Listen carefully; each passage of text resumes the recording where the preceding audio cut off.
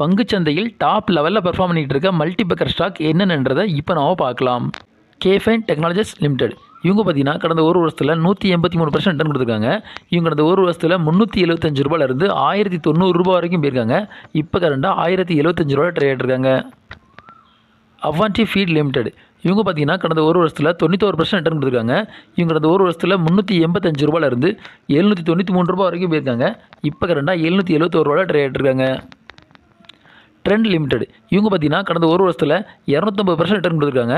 இவங்க கடந்த ஒரு வருஷத்தில் பார்த்தீங்கன்னா ₹1703 ₹6373 வரைக்கும் போயிருக்காங்க.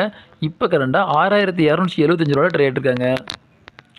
என்பிசிசி இந்தியா லிமிடெட் இவங்க பார்த்தீங்கன்னா கடந்த ஒரு வருஷத்தில் 278% ரிட்டர்ன் கொடுத்துருக்காங்க.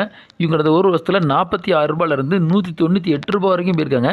இப்போ கரண்டாக ₹184 ட்ரேட் இருக்காங்க. இந்த வீடியோ உங்களுக்கு பிடிச்சிருந்ததுன்னா லைக் பண்ணுங்கள், கமெண்ட் பண்ணுங்கள், மறக்காமல் சப்ஸ்கிரைப் பண்ணுங்கள்.